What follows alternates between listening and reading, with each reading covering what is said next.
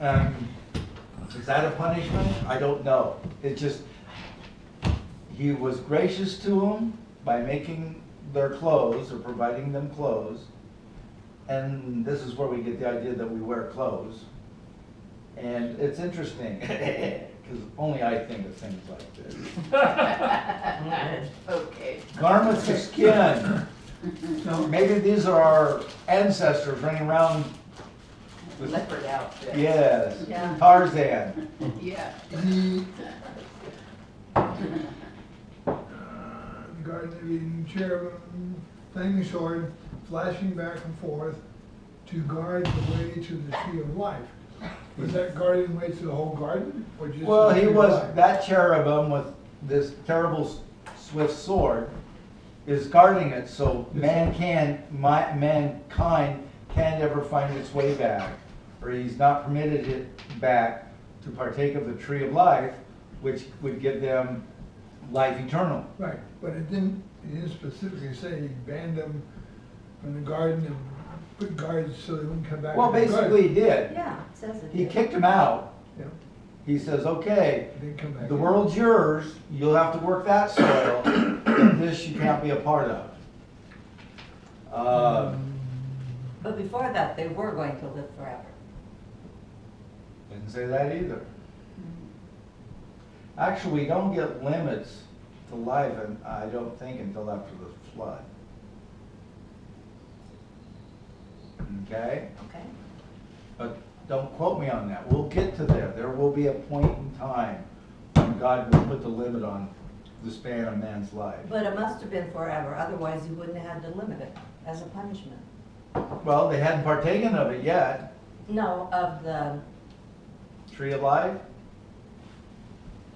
not good, he's punishing them for taking a bite of the fruit tree of good and evil. Yes. Well, now people And are part of starting it to is- live longer. Yeah. So they must have been going to live forever, or you wouldn't use that as a punishment. Now you'll die. I don't think he's pushing. He just says he's limiting it. Oh, Because I see that. somehow in partaking of the fruit of good and evil, they did become more like God. Their eyes were opened. Now, if they take a bite of the tree of life, they're eternal. Then they become divine.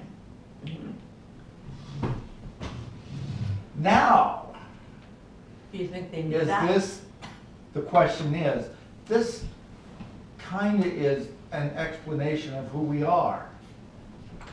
That we aren't eternal because we've been limited from that. So that means life as we know it has a beginning and an end. We are not eternal beings. And that is one thing that separates us from God. Don't want to give it away. I don't know how this happens, but this is part of my sermon. That's where you get your ideas from us.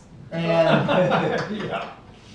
and Start writing. but we aren't God. When you read, I think it's Amos, is I am totally other than you. And that other is, I'm not part of this world, I transcend it. And I think this story tells us that we are, we're made in His image, and then we partook of this fruit. It did open our eyes. And I think it opened our eyes to a lot of things, what is good and what is evil. Because there's a lot of evil running around in this world right now. We're beyond the age of innocence. And I think that's kind of what this whole third chapter is about. Once we desired to be like God and partook of that fruit, we lost our innocence. We are now a being that is totally capable of doing absolute good or absolute evil. And this story tells us we weren't there yet. That we were in this age of innocence. We're in the Garden of Eden. We're in a good relationship with God. We're in fellowship with Him. He's caring for us. But because of our disobedience, we changed that relationship, and it changed literally who we were. You don't think Eve's recognition of the serpent having to do with evil? She didn't see that as something that was amiss? Well, it was, she knew it was a She said miss, the because she serpent wasn't didn't do supposed, it. you know, she says, we're not supposed to eat of it, we're not even to touch it. Right. And she knew it was wrong, but a lot of people know most people know what they're doing is wrong. Absolutely. But somehow, the desire overcomes logical thinking. Rationalize things. And, people can rationalize anything. And most of the time, it doesn't just happen. Right. I've The devil heard may that do several it. times. And yeah, the devil may, the devil might want you to do it, But he can't make you. but he never makes you. And see, It's and your weakness. and in here I've told you over and over, the flip side of that coin is the same. God will never make you. It ultimately comes down to your choice, who you're going to decide for, who you're going to obey, whether you're going to obey God or if you're going to listen to the tempter. Neither one of them is forcing you to make that choice. Now the tempter is going to do everything to make it, boy, that would be the better choice if you really went this way. I mean, that's what he was telling Jesus. Right. If you go this way, it'll be a lot easier, you'll get what you want done, blah, blah, blah, blah. But notice Satan never made him do it. He refused that. But then on the other hand, I just thought of this, the contrast to that is in the garden. Right. God didn't make Jesus do what he did. Jesus is begging him, I don't want to do it. If you can, remove this cup from me. And so God didn't put the screws on him. Jesus had to finally come to a decision that, oh, not my will, Father, but your will. And basically, when he is being tempted by the devil, it says, it's not your will. It's my Father's will that I'm going to obey. And so, you got to see these tempters in God, they're not forcing anyone to do anything. Now, like I said, the devil will do everything he can to make it desirable and make it so that you would want to. But ultimately, you've got to make that choice, whether it's going to be for good or for God or for the tempter. And once we made that choice, we decided, we want to be like God, we can do it better ourselves. In eating that fruit, it did open our eyes up. And God says it did change who we were. It gave us the potential or the capability to be more like God. And if you look around, and now you throw those people up into our day and age, they probably believe you. I mean, we literally have the capability to destroy this earth. And, more so when you're coming out of the Cold War. I mean, they have the doomsday clock. I mean, we have enough nuclear weapons that we could scorch this earth to nothing. Well, we're doing a pretty good job with air pollution. Well, Yeah. yeah, we are, and we kind of passed that over. But yeah, we have this capability given within us, kind of like God, to be creative either for good or for evil. That I can almost say that wasn't there before they partook. They were in this kind of innocent age. And when we did that, when we took that bite, it changed everything. Again, I say it's a metaphorical story that each one of us has to go through. Are we going to be obedient to God, or are we not and want to do our own thing?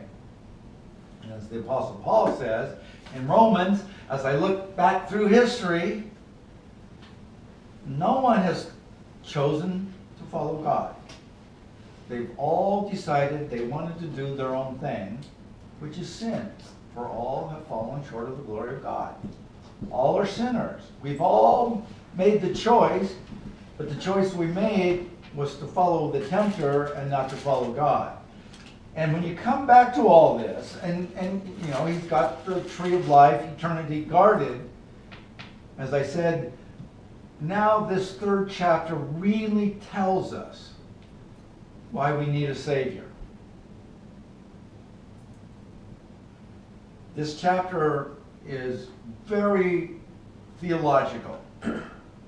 It is an explanation of how the world got to be as the world is, how evil seems to be running rampant, and it also shows us God's grace and why we need to be redeemed. Another slant would be, with all the temptation that's going on, part of our role as a Christian is to encourage those not to go that way, to provide an outlet, a positive thing, to keep someone from sinning. A couple of thoughts, if I can remember. Remember when Jesus told the story that, or he, how did this go? I can't remember the context. He cast the demons out of this man. The When it swine. went into his No, he just, and the guy was all cleaned up. Later, that evil spirit came and saw that he was still empty. So he went and got 7 more evil spirits and came in and filled the guy. And what that is telling us, you just can't rid people of evil. in the void. It's a void. It's got to be filled by something. And that story tells us if it isn't filled with goodness, evil's going to fill it. Quickly. And so in the church, we want people to be good. So we try to, you know, yeah, God's forgiven your sin, you're a clean person. But usually we don't give them anything to fill the void with goodness. You need to give them a list right away.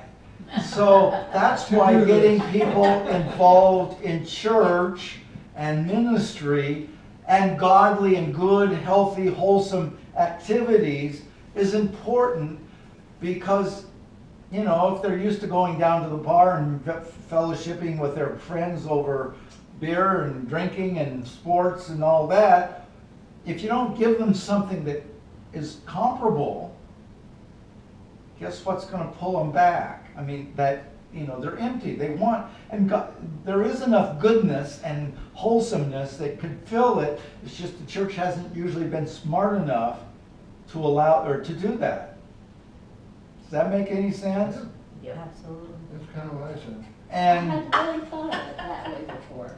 Well, I've heard like in Africa with all their evil, or witch doctor junk, when they, same thing. They get them away from that, but don't fill them up quickly. well, see, and enough that's with what my something else. missionary I did my thesis on. Dr. Moon said we spent too much time getting evil out of them, Right, that we didn't put Christ back into them. right. And so, you know, we're focusing on getting them cleaned up, but this one story says you've got to fill it with something. And I think there's enough goodness and wholeness and stuff, that activities that we could provide for them. You know, they don't have to be drinking to have a good time. Why don't we have the big screen TV and have sports things here? Oh, sports. Sports thing. Oh, yeah. Or, I mean, there's a lot of things we could do that provide wholesome, good fellowship and activities for people. That's partly why the AA meetings meet here at night, instead of going out after work to the bars. Right. We have a meeting. Yeah. Right. So anyway, Fellowship and Yeah, this all tells us make it thirsty. what we're really missing. Sin, one of the biggest messages, 2 biggest messages that comes from chapter 3 is sin truly messed up this world as people, and as Paul will say, the physical world itself. And the second big message that comes out of chapter 3, and this is why we need to be redeemed, because this isn't what God created us to be. This is what we allowed ourselves to become, but it isn't what God wanted from us. Okay? If nothing else from chapter 3 of Genesis, get those 2 points. Sin, and Paul in Romans will say that when the law came, it was deficient in one thing, or several, but one of the things that it really couldn't tell us how awful and costly sin was. In the law, we don't get that, because it's about rules. It took the cross, the crucifixion, and death to show us how evil and how costly sin is. It took the death of the divine one to cover it.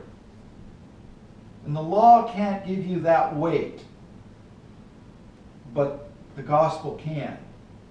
And so Paul, in his thinking, he says, that's why the law fell a little bit short, because if you just look at, this is what I have to do, you really don't see the enormity or the evilness of what sin does in a person's life. But when you look at the cross, that tells you how costly it was. So, anything else about chapter 3 that I might or might not be able to answer? Well, I think it shows us we should be angry with Eve. Well, as I said, what happens if they had eaten of the fruit? You wonder how long they were there before she ate of the fruit. And I keep telling people, well, we'd have been pretty much a perfect world until it got to me. Well, it got to me first. And it's, Oh, you were. that's why I say it's a metaphor for each person. That we all kind of, in our own way, go through that Garden of Eden experience where we have to make a choice in life. Are we willing to follow God and be obedient to Him in that fellowship? Or do we want to partake and kind of do our own things and leave God behind? And as, like again, Paul said in Romans, you know, everybody has sinned. They've fallen short of all that God wanted for them. And so, but even in this judgment, you know, God is still showing His graciousness, but He has to put limits on it.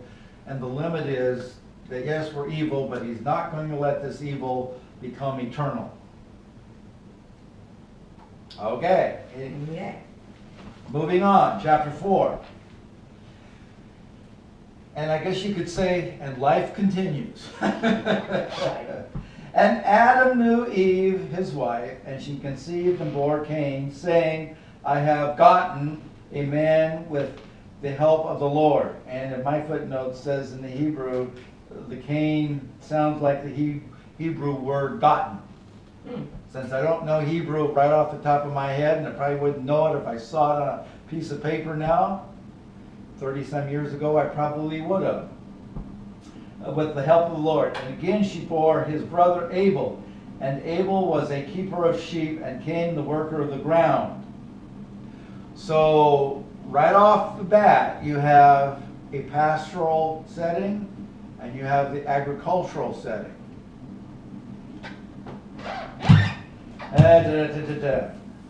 In the course of time, Cain brought to the Lord an offering of fruit of the ground.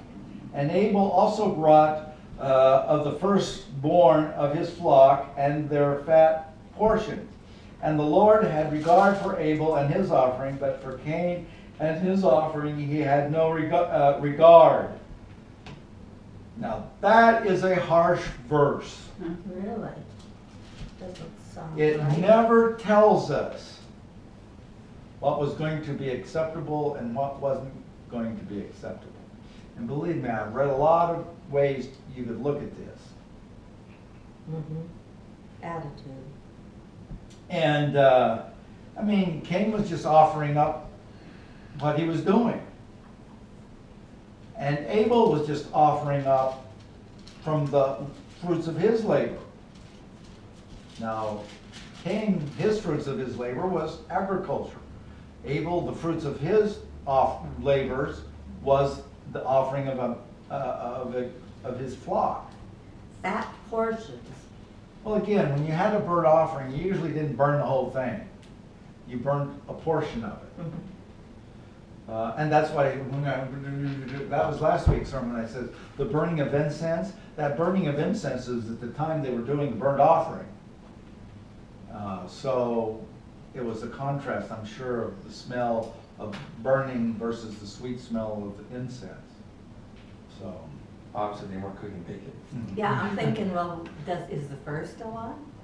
Is the what? Fur still on the, or whatever you call it, on an animal? The wool? Well, The what you wool, gotta because the meat remember wouldn't is be this, bad to they smell. sacrifice the animal. The animal is killed. Right, They take some of the blood and some of the parts of the animal, strip it out, and that's what they burn. They don't, but that shouldn't smell bad.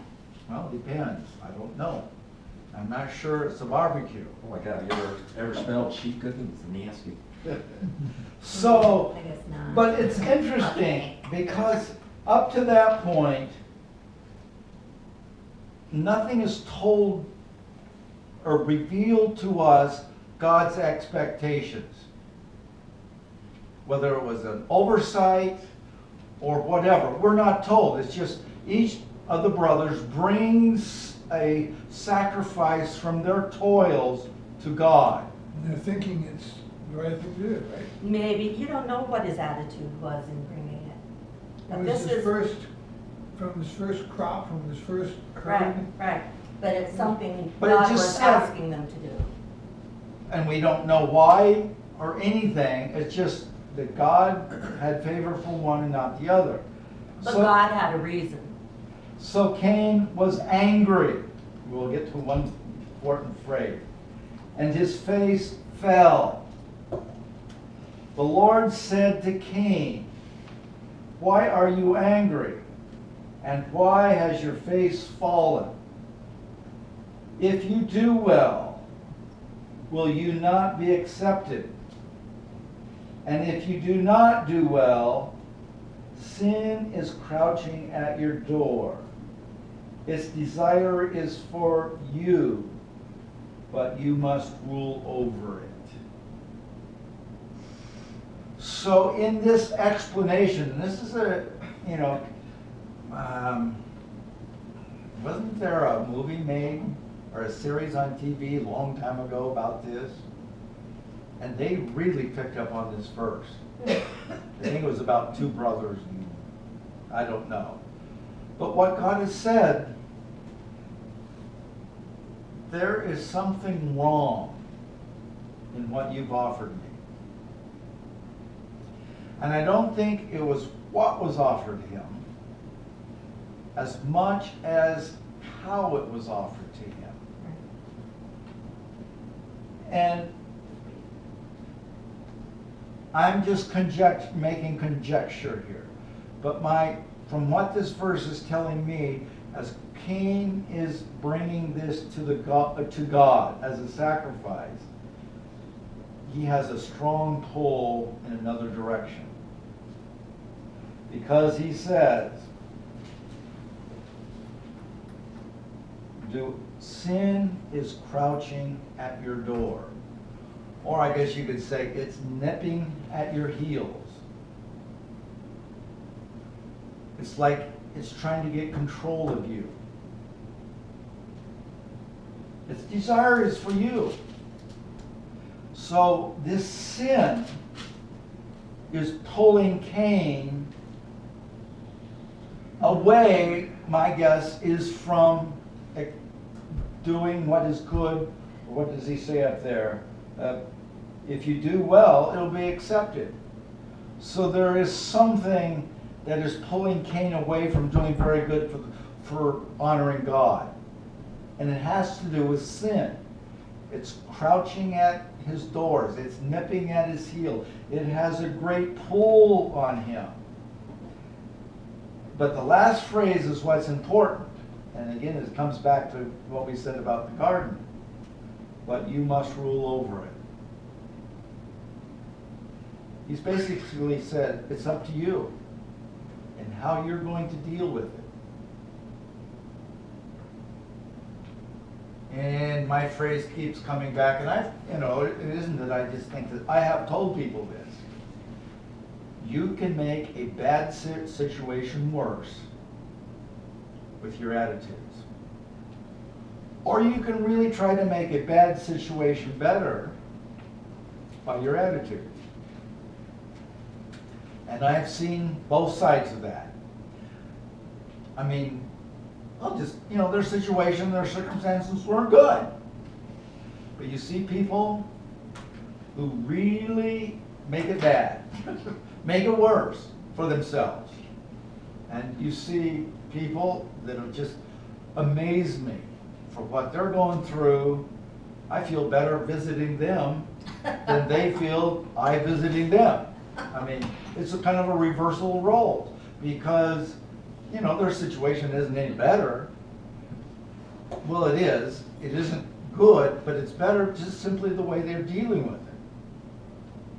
And I think this is kind of what God is telling Cain. Although we're never told everything behind the story other than trying to read back into it from what God is saying, there is something happening with Cain and his sacrifice that is not acceptable to God. And we just get this hint, the reason behind this is sin of some sort that's trying to get a good hold on Cain. And God has told Cain, if you come before me rightly, it's going to be accepted. But something's holding it back. But God tells Cain, it's up to you. You've got to master it. And it's like he told Adam and Eve, don't eat this. And it was their choice, and they chose wrong. And we're going to see Cain chose wrong. The sin got a mastery over him instead of he mastering sin. And it is that last phrase that probably puts this more into context, because until you get to then, I'm sitting there scratching my head. Why won't? Because we don't, unless there is some instruction that we weren't privy to, that God had told both brothers, but we're not told that. But after the fact, we start learning some information in what God told Cain. That what he did bring to him wasn't all almost from his heart and his desire to please God. He has a stronger pull in another direction. I have a question about offerings. So this is the first place, first place that we see that there's offerings being made. Yes. So a couple things is, where did we get away from giving offerings to the Lord, transitioning to money? And does the Lord ever say why he wants offerings given to him? Offerings and sacrifices in the temple period, you had two things. You had the sacrifices that literally took an animal that had to die. That was the sacrifice. And like the Passover, you had to have an unblemished lamb, the very best.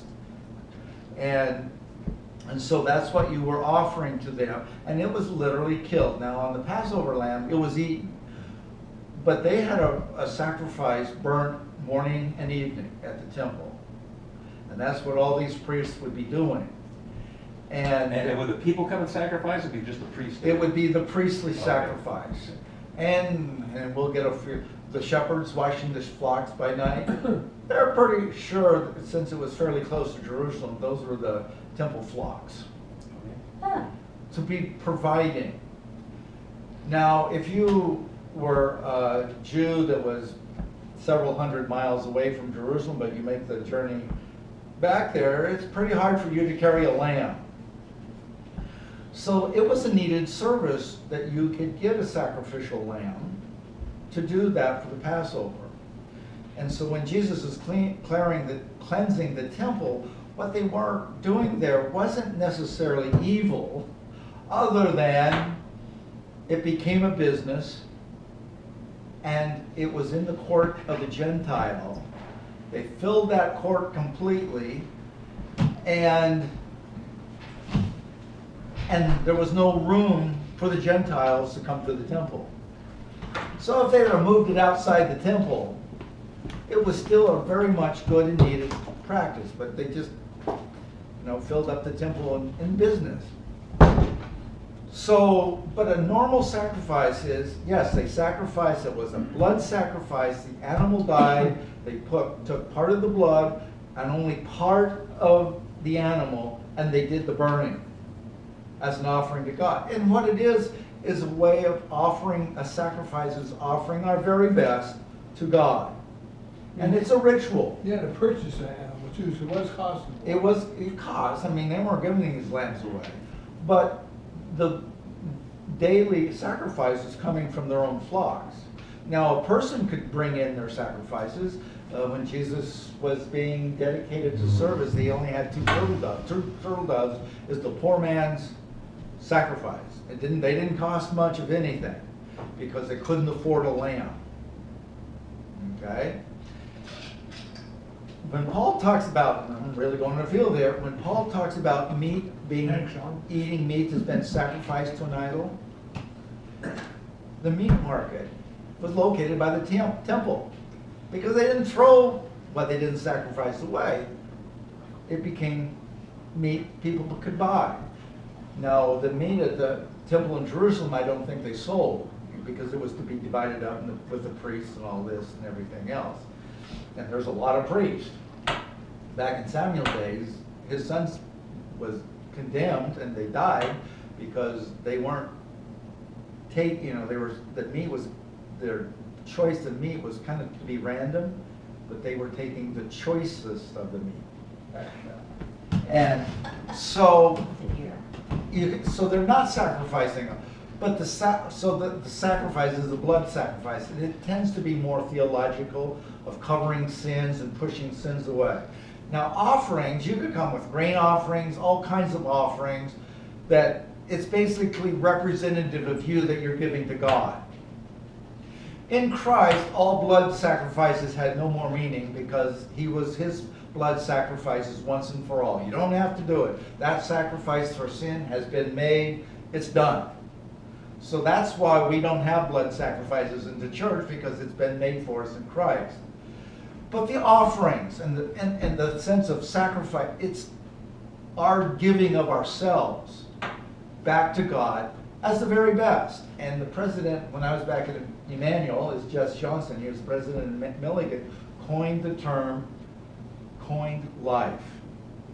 Our money that we give in our offering, the money represents coined life. In our society and culture, money defines pretty much who we are. It defines our shelter, our food, our clothing, our recreation, our careers. Our transportation. Everything about us is really wrapped up into that money. And when we give our offering to him in money, Dr. Jess Johnson says we're really offering our life back to him, a portion of it. And it's really supposed to be the best part of us. Again, in the New Testament, it never says a tithe. I think it tends to be assumed, but it never says that way. And Jesus doesn't say it. He says give proportionally. I mean, if God really blesses you, there is that expectation you're going to give more than a tithe. Much is given, much is required. Hey, don't. So was a sacrifice considered more valuable than an offering, or were they equal? Well, let's because just say because Cain was giving an offering, well, Abel was giving a sacrifice.